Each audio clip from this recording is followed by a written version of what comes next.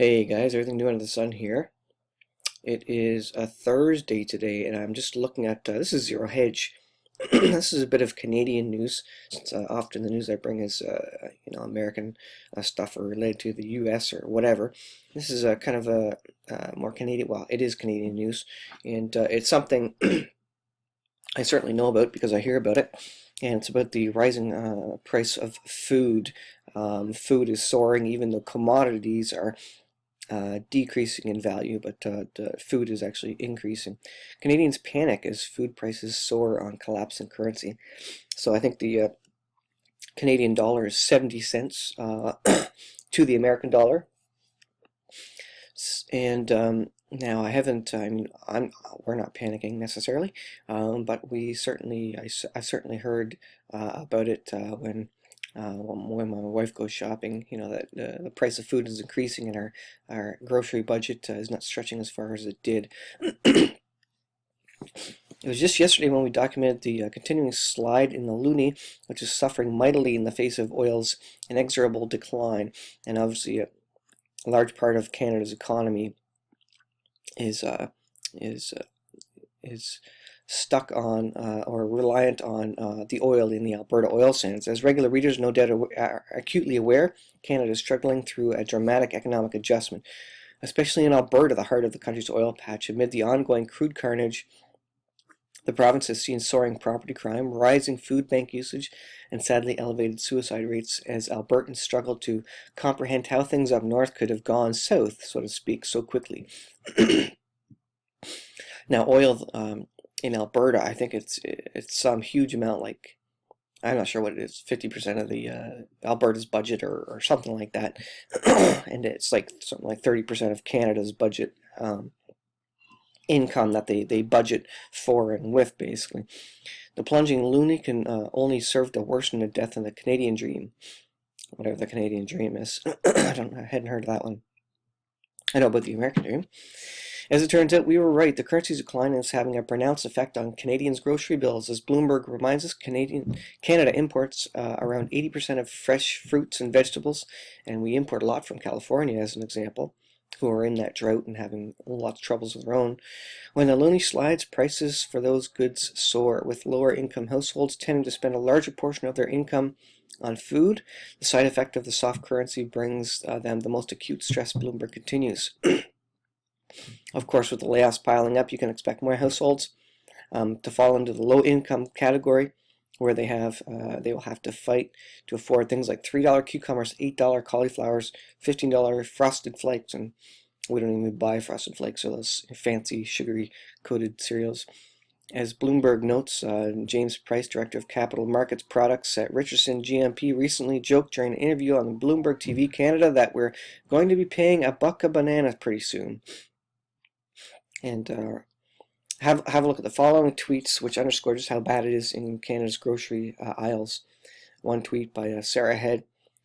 You spend $67 on one bag of groceries, and there's the $3 per cucumber price tag there. $3 for a cucumber, it says. If the Canadian dollar gets any weaker, we might be able to buy groceries with shiny rocks. And wouldn't that be great? I mean, if we could get back to a barter economy, that would be pretty cool. I have chickens and eggs, and so I'm ready to go for a barter economy for sure.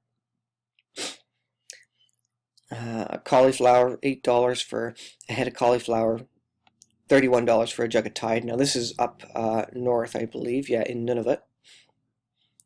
Canadians will pay $345 more in groceries this year because of the falling dollar. A Canadian in Nunavut pays $16 for a bell pepper, and so it goes on and on. $18 for a bottle of pepper in Nunavut, apparently. No, Jack Nasty, it's not the Great Depression, but as we highlighted 3 weeks ago, it's Canada's depression, and it's likely to get worse before it gets better. And that goes along with everything else we've been hearing among all the other mainstream media and news reports. Things are going to get worse before they get better here. The economy really has to correct. The markets really have to actually go into correction mode before they can safely start increasing again. The more they hold off that that correction, the harder the next fall is, and they really have to let it fall so that it corrects itself. Last year, fruits and veggies jumped price between 9 and 10% according to the annual report by the Food Institute at the University of Guelph. The study predicts these foods will continue to increase above inflation this year by up to 4.5% for some items. And it goes on to talk about the lower middle class people, of which I probably am considered. We're not really middle class in the true terms of middle class. The wrong kind of food is cheap, and the right kind of food is still expensive. So you buy a bag of chips, it's dirt cheap, and you buy a bell pepper or some other, a cucumber or something that's really expensive in comparison. For the same price that you pay for one cucumber, you could get, a couple of bags of chips, for example. In other words, some now fear that the hardest hit parts of the country may experience a spike in obesity rates as Canadians resort to cheap, unhealthy foods. As we put it in Alberta, it's feast or famine in the most literal sense of the phrase. Feast or famine basically meant, they either feasted in times of good when oil is, $100 a barrel. They can spend in all the highest cost restaurants, but when the oil runs out or companies shut down or the price of the oil a barrel of oil go down to $30 where it's at now, then it's famine there and people are starving, people are out of jobs.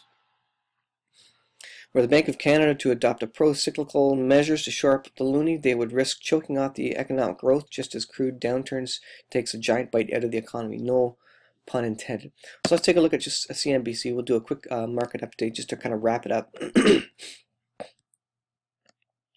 Let's see, the Nikkei is down 2.68%. The Shanghai is actually up 57 points. 474 points down on the Nikkei. Asian markets mostly down. So the pre-market for the Dow and the S&P are up a little bit. And Europe is down right now.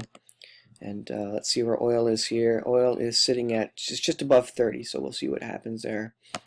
And just for fun, we'll look at gold and silver. I guess the markets haven't technically opened yet there. So that is your market update for the day. I wanted to bring you a bit of a Canadian perspective, and we certainly see the trouble with the Canadian dollar and the increased food prices. So even though commodities are going down, food prices are increasing.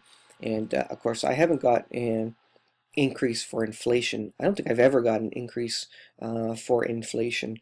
I don't know who gets those in terms of their salary or whatever, but I certainly haven't had one, and I haven't had a raise in 5 years. Now, I'm not going out and asking for one necessarily, but there's been none offered, certainly, related to the inflation in the country. So year over year, prices are going up, but I'm not getting any more money. So by that standard, I guess our standard of living is decreasing. So it's hard times in Canada, around the world. I mean, relatively so. I mean, we don't have it half as bad as probably 95% of the rest of the world. But we can certainly see the downturn in the economy continuing steadily.